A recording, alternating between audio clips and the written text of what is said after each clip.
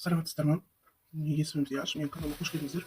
Бүгін мен сіздерге крючокпен розыгрыш петлямен столбик без накида тоқуды үйрететін боламын, және столбик с накидом, столбик без накида тоже үйрететін боламын. Менің қолданайын деп жатқан жібім бұл трюктің жібі Alize Super One Gold. 6 нөмірлі крючокпен тоқып жатырмын, потому что сіздерге барлығы көргім келді. Үлкен форматта.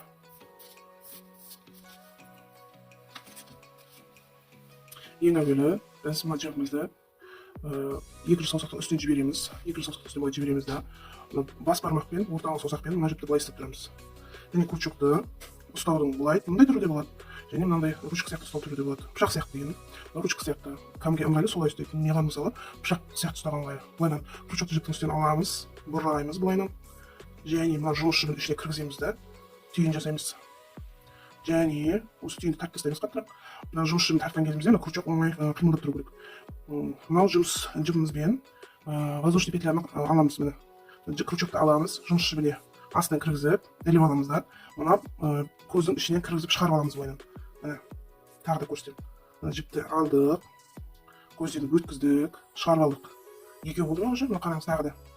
Жіптің астынан өткіздік, іліп алдық, көзден шығардық. Осылай ала бересіздер. Қазір мен сіздерге 15 көз алайын. 1, 2, 3, 4 көз болды міне. 5. Тағы да жұмыс жібінің астына крючокты өткіземіз. Оны көзден өткіземіз. Және ол петляға айналды. Көрдіңіздер ғой? Және тағы да солай аламыз міне. Санап аламыз, неше көз алдық? 1, 2, 3, 4, 5, 6, 7, 8 көз болды. 9, 10, 11, 12, 13, 14, 15. 15 көз болды. Бұл бізде цепочка сияқты болды. Өрілген шашқа ұқсайды, қарасаңыздар. Енді осыны 15 көз болды. Енді жұмысты бастауымыз үшін тағы да бір көзді көтереміз. Және столбик без накида тоқимыз. Мына көздің ортасына кіргіземіз, бір қабырғасынан аламыз былайынан. Жіптің астына тағы да кіргіземіз, іліп аламыз. Міне бір петля болды. Мынау уже жұмыс петлясы бірінші тұрған. 2 петля болды. Соның арасын мына тағы да осы былай 2 петля болды. Енді мына крючокты былай жіптің астына аламыз да, мына 2 көздің ішіне шығарып аламыз. Мына уже столбик без накида болды. Мына көзден саламыз, мына қабырғасы, бір қабырғасынан міне. Бір қабырғасы, мына екінші қабырғасы. Бір қабырғасына саламыз. Жіптің астынан крючокты іліп аламыз, шығарамыз. Мына 2 петля болды қайтадан. Жіптің астына крючокты өткіземіз де, ілмегімізді 2 көздің ортасына шығарып аламыз. Көрдіңіздер ме қыздар? Қабырғасынан, көздің қабырғасынан аламыз.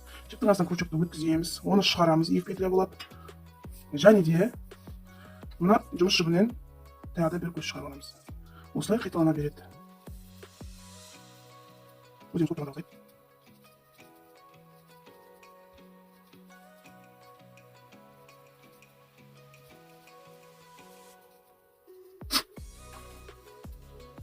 Міне қараңыздар. Соңғы қатарға келдік. Соңғы көздің қабырғасынан аламыз. Шығарамыз крючокты, кіргіземіз. Жіптен астына крючокты іліп аламыз да, екі көздің арасына өткіземіз.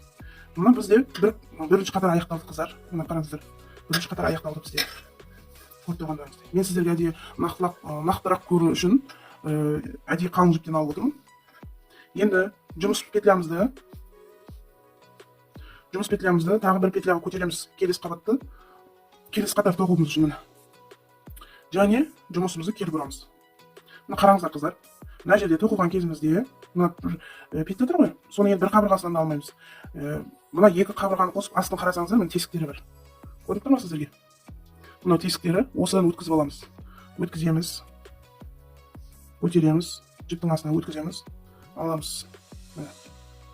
2 петляның, мына көздің астынан өткіземіз, міне өзі орны тесігі дайын тұр. Жіпті іліп аламыз. 2 петля болды, тағы жіптен өткіземіз былайынан. Жұмыс петлясы, мына көздің 2 қабырғасын астынан өткіземіз. Жұмыс жібін ілеміз, шығарамыз. 2 петля болды, осыдан тағы жіпті іліп шығарып аламыз. Қараңыздар.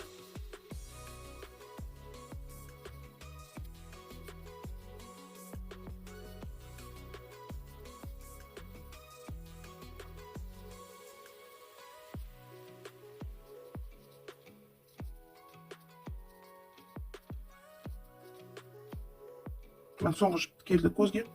Соңғы көзде де солай. Мына екі қабырғаның астынан өткіземіз. Жіпті шығарамыз. және іліп аламыз. Міне 2 қатар тоқыдық. Тағы жұмыс петлесін көтереміз. Тағы да солай тоқи береміз. Ары қарай өздеріңіз тоқып көріңіздер. Міне қараңыздар қыздар. Мен сіздерге узорды көрсету үшін 7 қатар тоқыдым. 1, 2, 3, 4, 5, 6, 7 қатар. Бұл сіздерге үлгісі. Жағында сондай. Бұның оң терісі жоқ. Екі жағынан да бірдей болады. Көріп тұрғандарыңыздай. Бұл узорлармен не тоқуға болады? Бұл узорлармен кардиган тоқуға болады. Пилетка тоқуға болады балдарға.